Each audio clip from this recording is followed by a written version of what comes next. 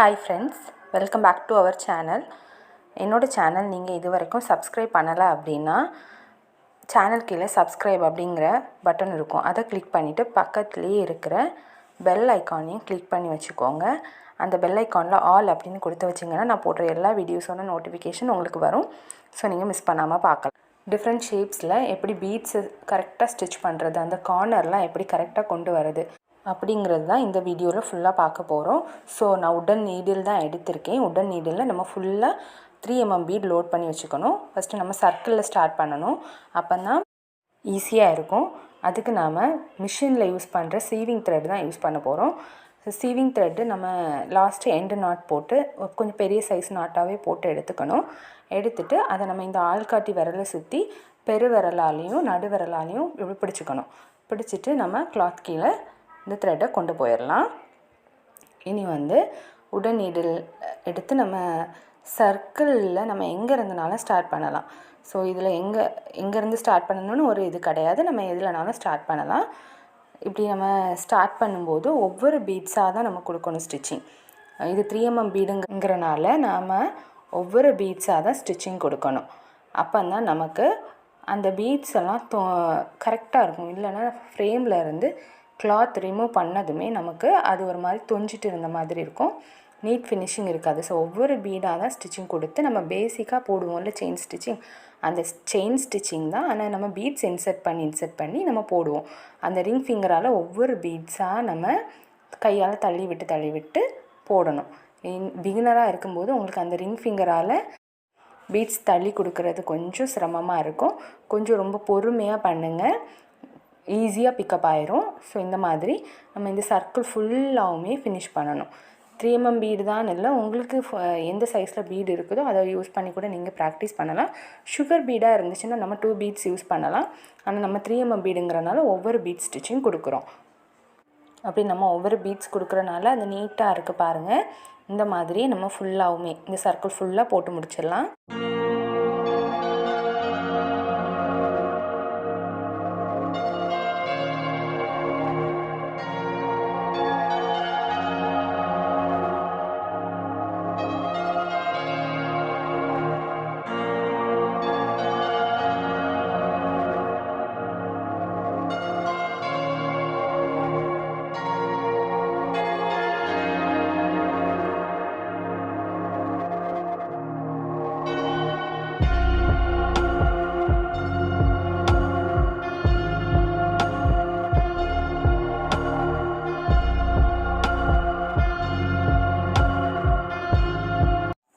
இப்போது நாம் ஸ்கொயர் ஷேப்பில் ட்ரை பண்ண போகிறோம். அதுக்கு இந்த மாதிரி கார்னர்லேருந்து ஸ்டார்ட் பண்ணுறோம். அதுலேருந்து நம்ம ஒவ்வொரு பீடாக அந்த லைனில் ஸ்டிச்சிங் கொடுக்கணும். ஒவ்வொரு பீடாக இந்த மாதிரி ஸ்டிச்சிங் கொடுத்ததுக்கப்புறமா நம்ம அடுத்த கார்னருக்கு வரும்போது அதில் நம்ம அக் ஷேப்பு கொண்டு வரணும்.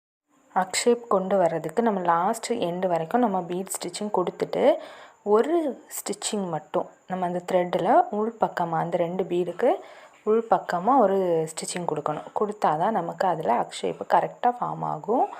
அந்த ஸ்டிச்சிங் அந்த 2 பீடுக்கு இடையில கொடுத்தா தான் கரெக்டாக இருக்கும்.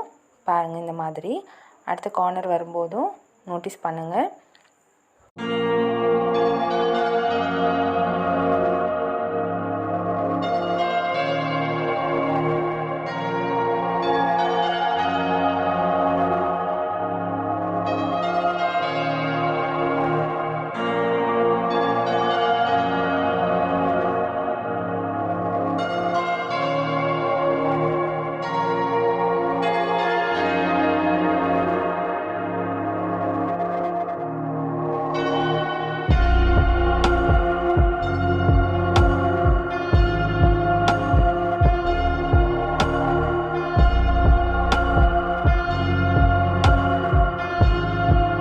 அந்த மாதிரி நம்ம உள் பக்கமாக ஒரு ஸ்டிச்சிங் கொடுத்துட்டு கண்டினியூ பண்ணும்போது நமக்கு நீட்டான ஷேப்பு கிடைக்கும். நீட்டாக அந்த ஃபினிஷிங் இருக்கும்.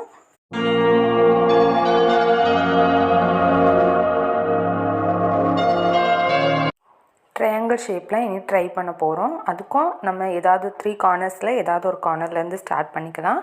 அப்போ நம்ம டாப்லேருந்து நான் ஸ்டார்ட் பண்ணுவேன். நம்ம ஒவ்வொரு பீடாக ஸ்டிச்சிங் கொடுத்து நம்ம அடுத்த கார்னருக்கு இதே மாதிரி கொண்டு போகணும். அடுத்த கார்னரில் கொண்டு வரும்போது அதுலேயும் நம்ம அக் ஷேப்பு ஃபார்ம் பண்ணணும். அதுக்காக இதே நம்ம ஸ்கொயர் ஷேப்பில் பண்ணோம்ல அது மாதிரி உள் பக்கமாக ஒரு ஸ்டிச்சிங் கொடுப்போம். பாருங்கள், இந்த மாதிரி உள் பக்கமாக கொடுத்துட்டு நம்ம பண்ணும்போது தான் அந்த அக் ஷேப்பு நமக்கு நீட்டாக கிடைக்கும்.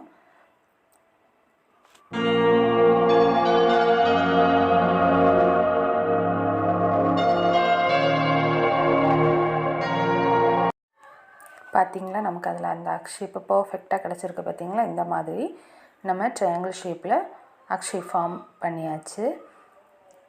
இந்த மாதிரி 3 கார்னர்ஸ்லேயும் நம்ம அந்த அக் ஷேப் கொண்டு வந்துடுவோம். அப்போ தான் நமக்கு வந்து அந்த ட்ரையாங்கிள் ஷேப் வந்து கரெக்டாக இருக்கும்.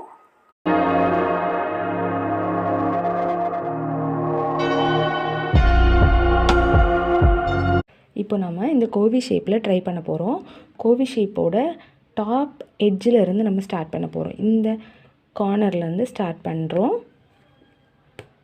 ஒவ்வொரு பீடாக நம்ம கொடுத்து பேசிக்கான செயின் ஸ்டிச்சிங் தான் கொடுக்க போகிறோம்.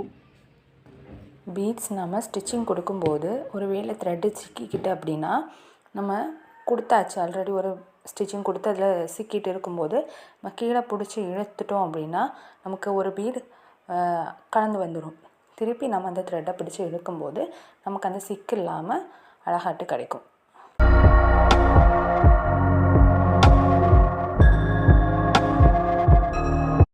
லாஸ்ட் அந்த கார்னர் கிட்ட வரும்போது நம்ம அந்த லாஸ்ட் அந்த 2 பீடுக்கு இடையில கொண்டு தான் ஸ்டிச்சிங் முடிக்கிறோம். அப்போ தான் நமக்கு அந்த கோவி ஷேப் அழகாக ஃபார்ம் ஆகும். பார்த்திங்களா?